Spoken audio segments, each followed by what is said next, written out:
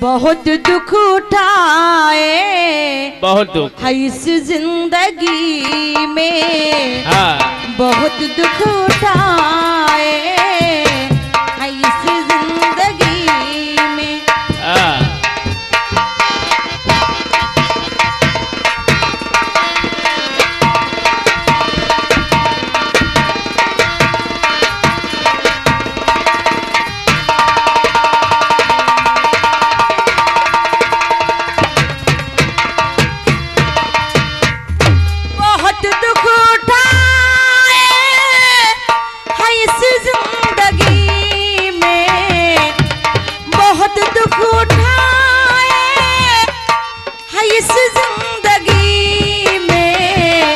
कोई साथ देता नहीं बेबसी में, कोई साथ देता नहीं बेबसी।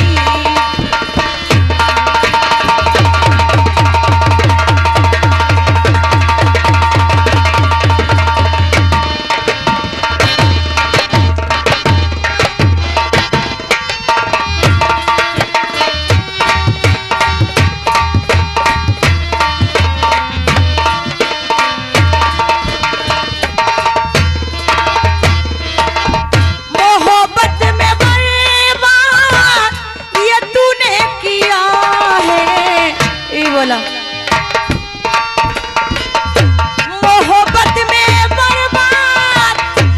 तूने किया है, हुआ है दीवाना तेरी आशिकी पे, हुआ है दीवाना तेरी आशिकी पे।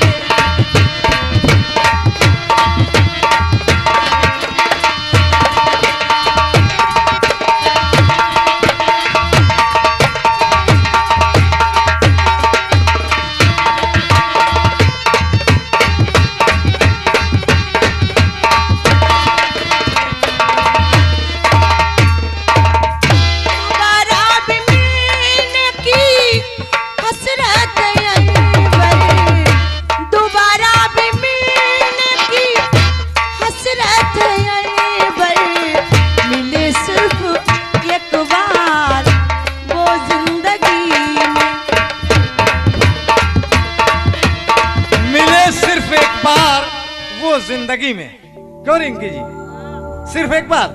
ये आगे संतोष भाई साहब 50 रुपए का इनाम दे रहे हैं तुम्हारे लिए, तुम्हारा क्या ख्याल है? एक बार के लिए या हमेशा के लिए? शुक्रिया। आए खटिया पे नाई नुई भुई मत कातवा,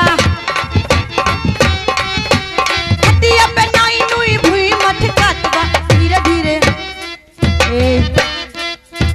अरे धीरे धीरे मारो राजा बहुत पिरात बा, धीरे धीरे मारो राजा बहुत पिरात बा, धीरे धीरे मारो राजा बहुत।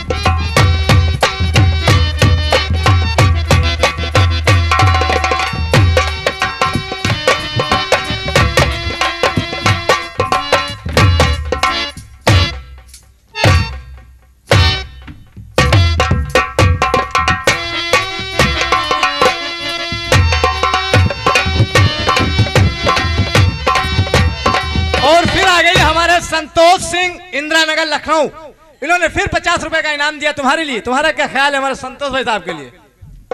मैं उनके लिए, उनके यार दोस्तों के लिए शुक्रिया अदा करती।